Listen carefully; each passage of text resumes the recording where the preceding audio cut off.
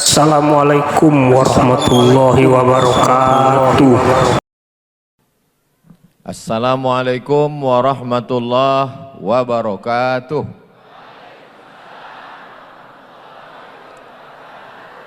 Alhamdulillah.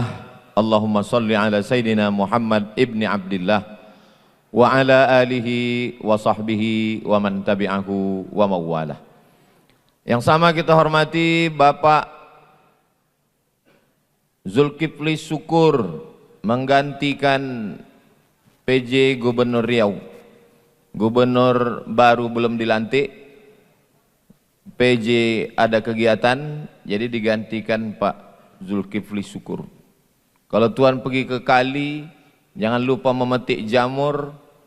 Kalau selalu mewakili, lama-lama bisa jadi gubernur.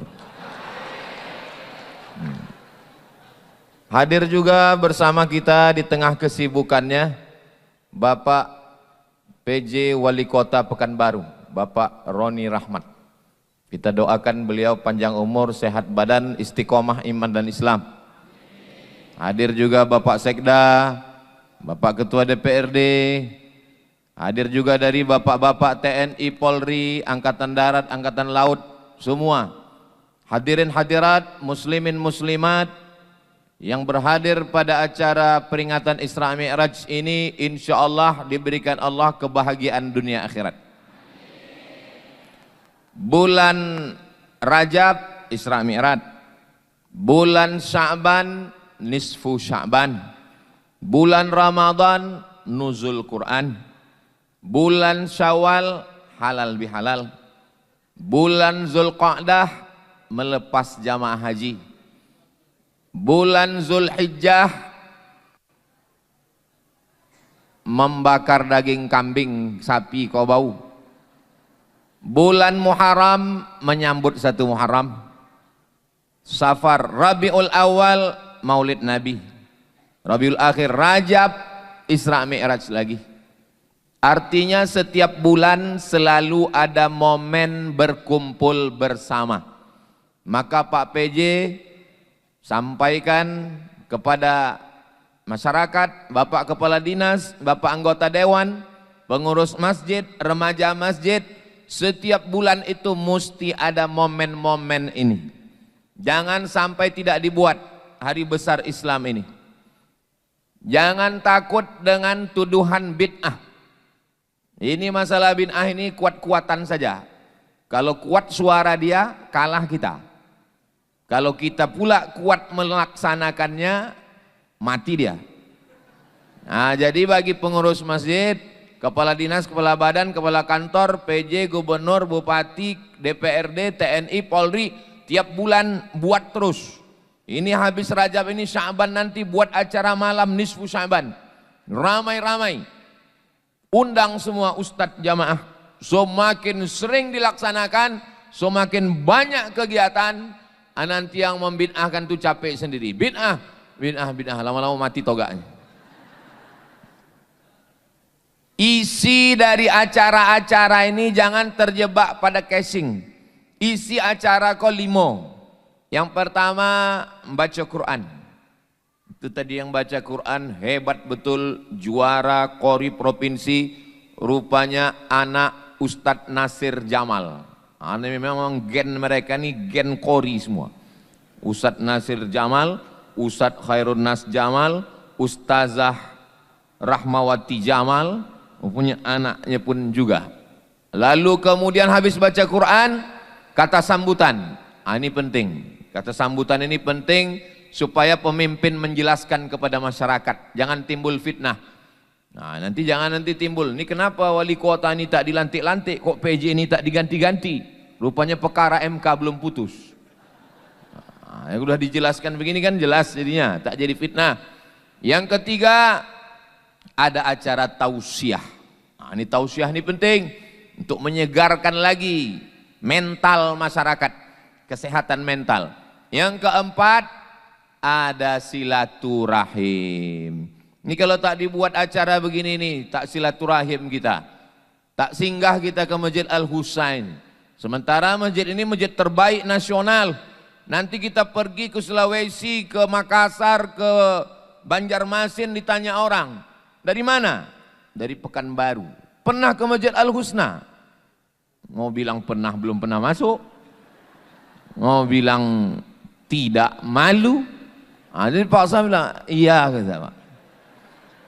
Jadi Masjid Al-Husna ini letaknya strategis, di depan kampus UIR, masjidnya cantik, tidak pakai tiang, arsitekturnya modern, karpetnya tebal, keluarga besar awal bros, mudah-mudahan berkah rezekinya dan makin banyak membangun masjid-masjid yang hebat-hebat insya Allah.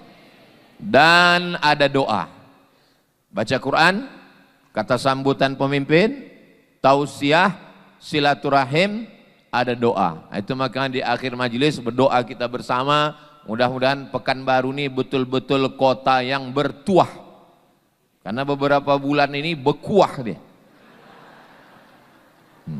Pekanbaru adalah kota tempat kita tinggal. Pekanbaru tempat kita mencari hidup. Pekanbaru adalah kota kesayangan kita. Mudah-mudahan Allah menjaga Pekanbaru, pemimpinnya, rakyatnya. Baldatun thayyibatun wa rabbun ghafur insyaallah. Amin ya rabbal alamin. Tausiah hari ini saya batasi pada 5 poin. 5 hikmah Isra Mi'raj. Saya biasanya di mana-mana kalau ceramah itu memang saya selalu pakai angka-angka. Angka 5, angka 6, angka 7, gitu. Jarang saya pakai angka 1, 2, 3 karena itu nanti dipakai untuk pileg. Jadi 5 poin. Ini tujuan saya selalu kalau ceramah pakai poin-poin itu biar supaya bisa diingat. Kalau ada hadir mahasiswa, pelajar, dia catat, nanti dia laporkan ke gurunya. Kalau mahasiswa dia laporkan ke dosennya. Kalau ada pegawai, nanti kepala dinas, kepala badan, kepala kantor akan bertanya, apa yang disampaikan Ustaz Somad tadi? Intel-intel supaya mudah ngasih laporan. Apa yang disampaikan Somad? Tahu dia, poin 1, poin 2, poin 3, poin 4, poin 5. Karena mereka ini kadang banyak salah lapor. Lain yang saya sampaikan, lain yang dilaporkannya. Ini maka saya ajari mereka. Nah, poin yang pertama adalah waktu Nabi Muhammad SAW Isra Mi'raj itu, rasa-rasanya tak mungkin dari Masjidil Haram ke Masjidil Aqsa 1.500 kilometer bisa ditempuh dalam tak sampai sepertiga malam.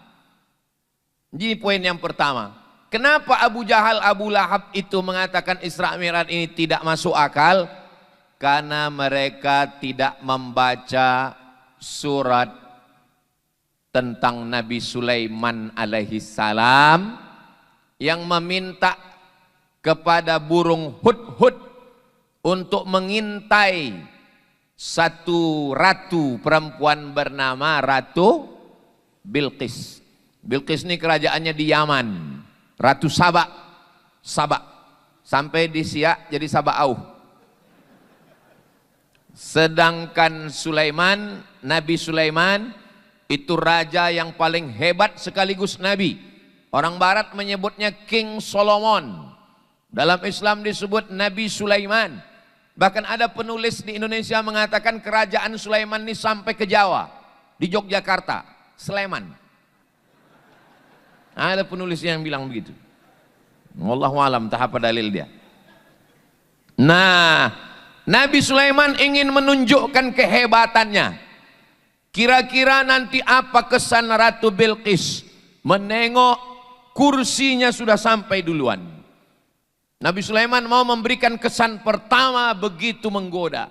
Bilqis sudah datang di tengah jalan, burung hudhud sudah menengok. Wahai pasukan bala tentaraku, dikumpulkannya semua.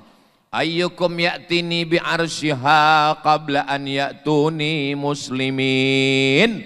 Siapa yang bisa mengangkat kursi Bilqis sebelum Bilqis sampai, kursinya sudah sampai duluan.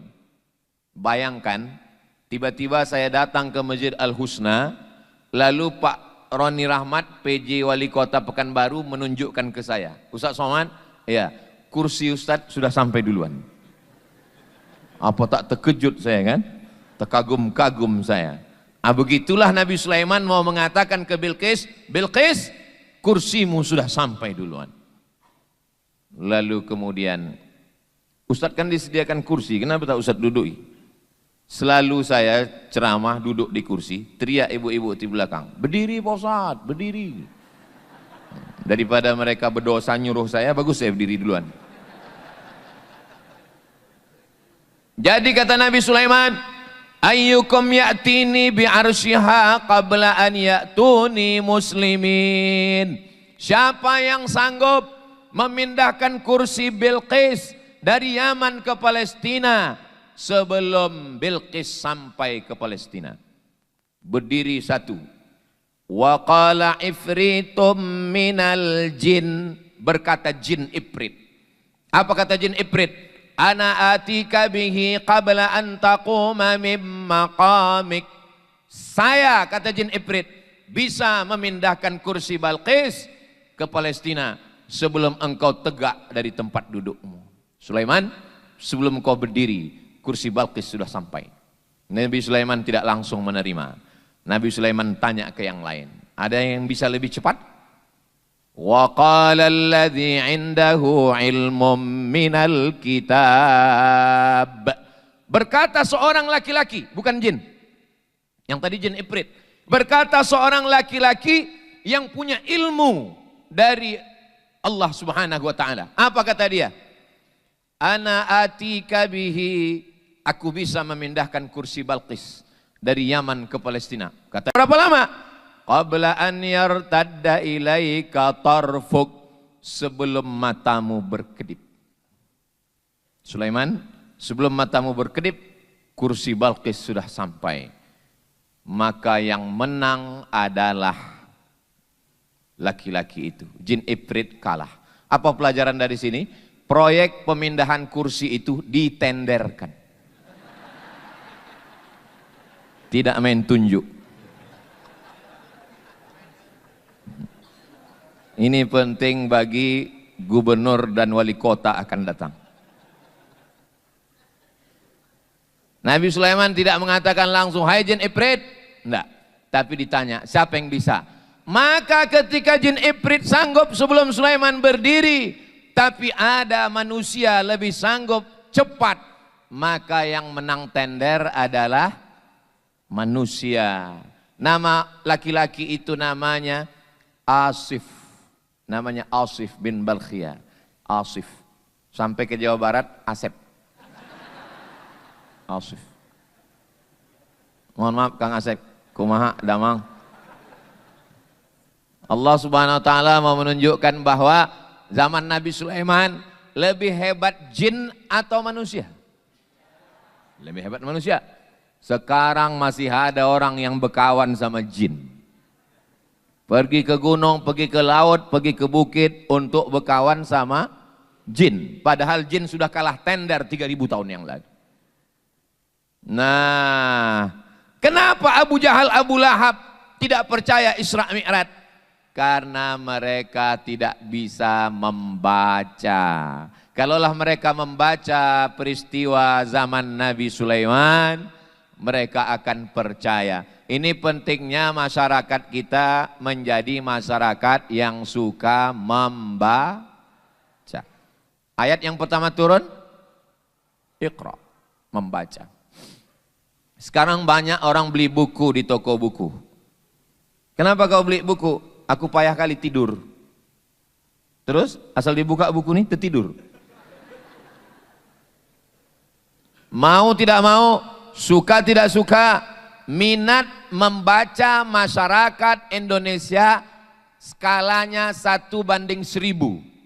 Jadi kalau mahasiswa kita ada 30.000, berarti yang suka membaca itu 30 orang. 1000. Alhamdulillah, Masjid Al-Husna tidak hanya sebagai tempat sholat, tapi juga tempat membaca. Tengoklah buku-buku di raknya. Dilihat dari susunan ini, nampaknya buku ini tak pernah dibaca. Ini masjid ini masih baru. Kita mau ke depan Masjid Agung Ar-Rahman, Masjid Raya An-Nur, Masjid Senapelan juga punya rak-rak yang cantik macam ini, dan di dalamnya ada rak fikih, rak akidah, rak akhlak, rak tafsir, rak hadis, dan supaya dibaca. Ini Pak Ustadz raknya banyak, kok bukunya nggak ada? Sekarang lagi memang musim bukunya digital. Ini touch screen semua ini. Begitu diklik nanti langsung muncul. Jadi kebetulan Ambo dulu kuliah di Maroko.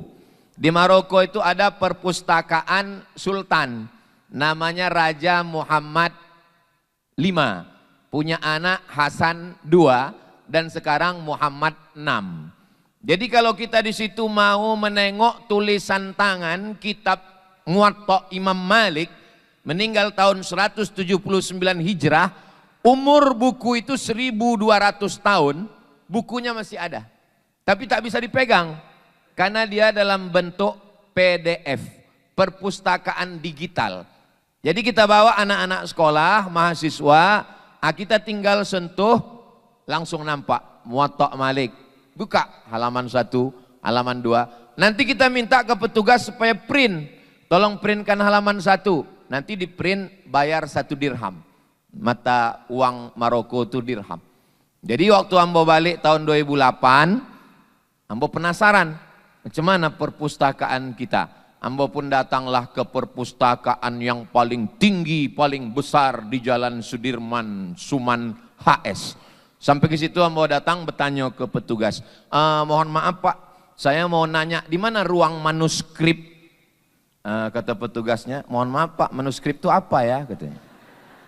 Iko dulu tahun 2008. Kalau kini enggak tahu lah, mau enggak pernah masuk lagi. Udah itu saya katakan manuskrip itu kitab-kitab lama yang ditulis tangan. Saya ingin melihat ulama-ulama Melayu dulu mana karyanya. Sesudah itu nyon cari ke dalam, dapat satu katalog warna hijau daun. Tebalnya segini, buku ini, buku ini, buku ini, buku ini. Mana bukunya Pak? Bukunya di Pulau Penyengat. Ambo poi ke Batam, dari Batam ke Tanjung Pinang, dari Tanjung Pinang menyeberang ke Pulau Penyengat, sampai di Pulau Penyengat Ambo masuk ke masjid yang dibuat dari putih telur ayam. Saking kayanya orang Melayu, itu semen itu dicampur dengan putih telur ayam, bukan dengan air. Hebatnya, kayanya, telur ayam. Kalau putihnya untuk semen, merahnya, kuningnya dimakan. Supaya bertenaga, sehat. Lalu kemudian di depan masjid itu ada 2 lemari. Disitulah manuskrip tulisan ulama-ulama Melayu. Mudah-mudahan ke depan semua yang ada dalam perpustakaan itu bisa dibuatkan dalam bentuk digital dan anak-anak kita bisa melihat perpustakaan digital orang Melayu Riau, insya Allah. Amin ya Rabbal Alamin. Jadi kuncinya adalah membaca. Anda adalah apa yang Anda baca. Alhamdulillah Pak Ustadz, saya tiap hari membaca. Membaca apa? Membaca status.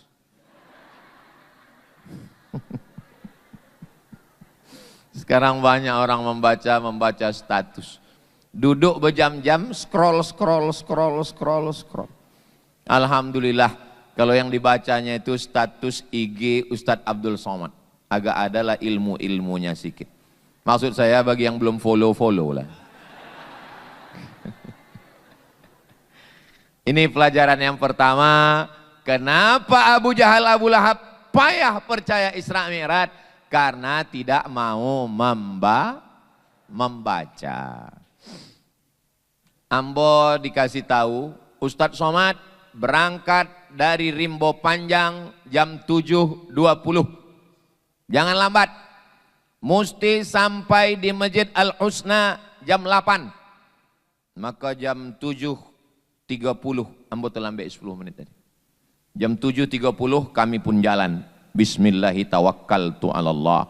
La haula wa la quwata illa billah. Masuk komplek Auri. Masuk keluar. Sampailah di Masjid Al-Husna jam 8. Sampai di Masjid Al-Husna jam 8. Rupanya tadi waktu kami bangkit ambo makan rambutan, adola somwi dalam rambutan itu masuk ke kantung ambo. Sampai di Masjid Al-Husna, keluar semut itu dari kantung. Berjumpa sama semut yang ada di Masjid Al-Husna. Lalu semut yang ada di Masjid Al-Husna mengatakan,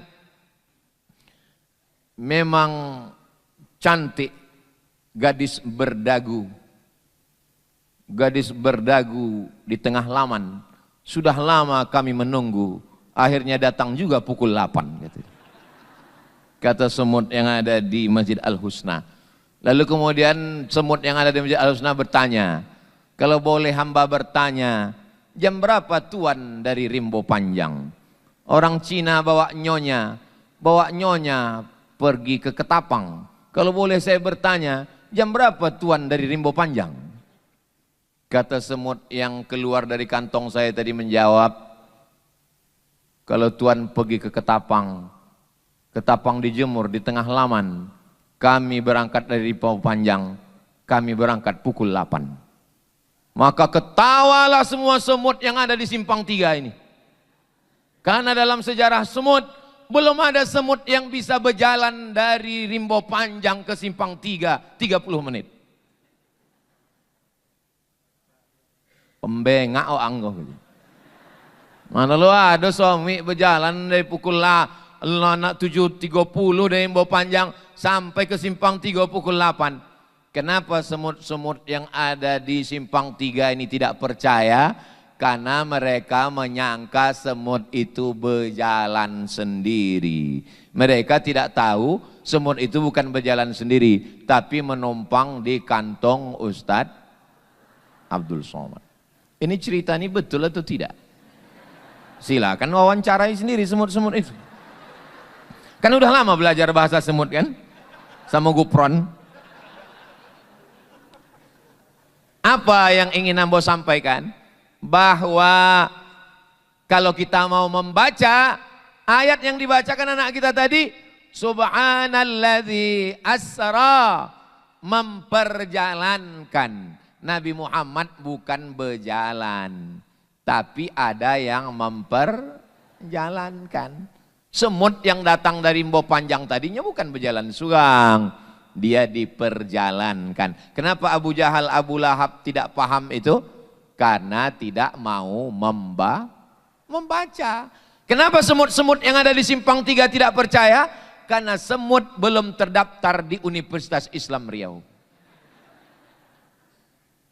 Padahal mereka satu lingkungan dekat, tinggal menyeberang.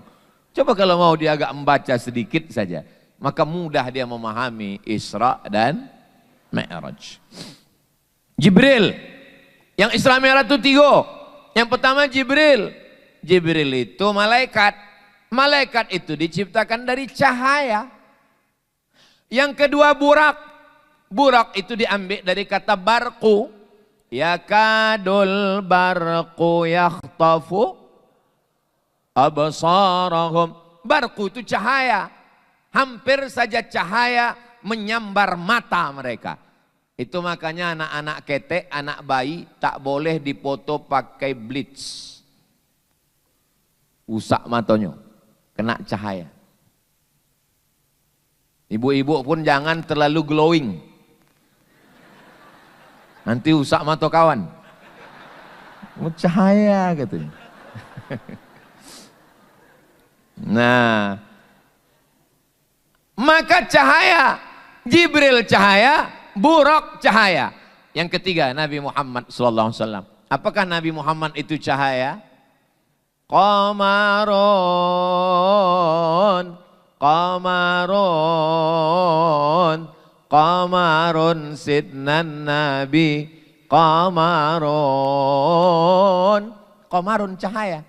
Doa Nabi, Allahumma ja'al fi qalbi nura, wa fi sam'i nura, wa fi basari nura, wa an yamini nura, wa an yasari nura, min amami nura, min khalfi nura, min fawqi nura, wa min tahti nura, waj'alli nura. Dalam satu riwayat, waj'alni nura, jadikan aku cahaya. Jadi kalau begitu 3 cahaya. Jibril cahaya, Nabi Muhammad cahaya, Burak cahaya. Berapa kecepatan cahaya? Kecepatan cahaya 300.000 kilometer per detik. Tik, 300.000 kilometer. Tik, 300.000 kilometer. Pertanyaannya, jika kecepatan cahaya 300.000 kilometer per detik, Jibril, Nabi Muhammad, Burak adalah cahaya. Berapakah waktu yang diperlukan dari Masjidil Haram ke Masjidil Aqsa? Boleh untuk jadikan soal tes CPNS Kota Pekanbaru.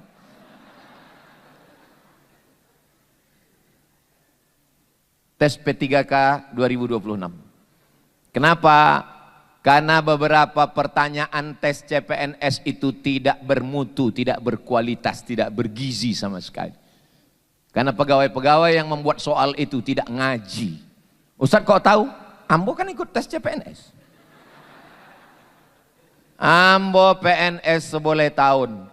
Dari 2008 sampai 2019. Ambo balik 2008, ikut tes CPNS. Pertanyaan. Tono, Tini, dan Tony menjaga warnet. Tini menjaga di waktu pagi karena sore masuk kelas. Tono menjaga di waktu petang karena pagi ada kerja. Tono dan Tini tidak bisa bekerja sama karena mereka pernah pacaran. Jam-jam berapa saja mereka bisa bekerja sama? Ambo waktu membaca soal itu, yang Ambo pikirkan bukan soal itu. Ambo lama-lama kuliah di Mesir sampai tahun, di Maroko 2 tahun. Balik nanti tanyanya bukan masalah hadis. Tono, Tini, dan Tony. Kau kan bongak aja kau.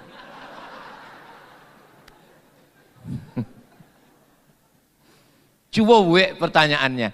Jika kecepatan cahaya 300.000 km per detik dan jarak antara Masjidil Haram dengan Masjidil Aqsa 1.500 km, berapa detikkah waktu yang diperlukan untuk Isra Mi'raj?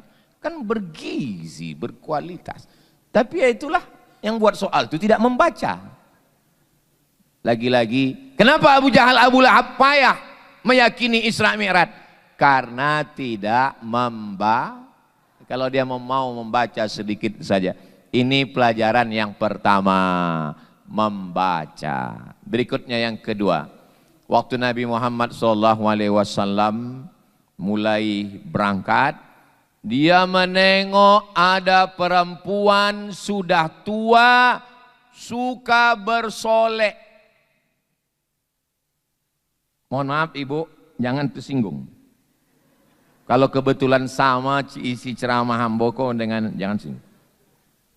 Amboko lah tua, jadi matu amboko ndak lejole siapa yang bersolek siapa yang tidak.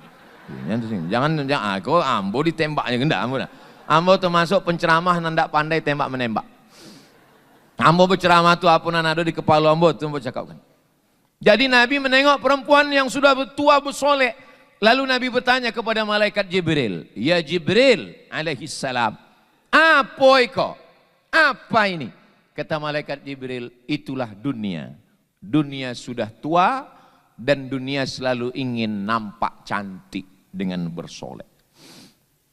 Jadi sekarang perempuan dengan solekannya. Ndak lokek lagi lipstik itu di situ. Dipasang ke begitu tuh turun ke bawah. Kau nampaknya selamat kunyin dia. Kunci mendengar ceramah Ambo satu, jangan tersinggung. Ada beberapa ceramah jamaah tersinggung balik meninggal. Ambo bukan nakut-nakutin, Ibu-ibu ada yang tersinggung? Takik enggak? Ustadz Eko kalau cerita bersolek perempuan saja. Oke, laki-laki.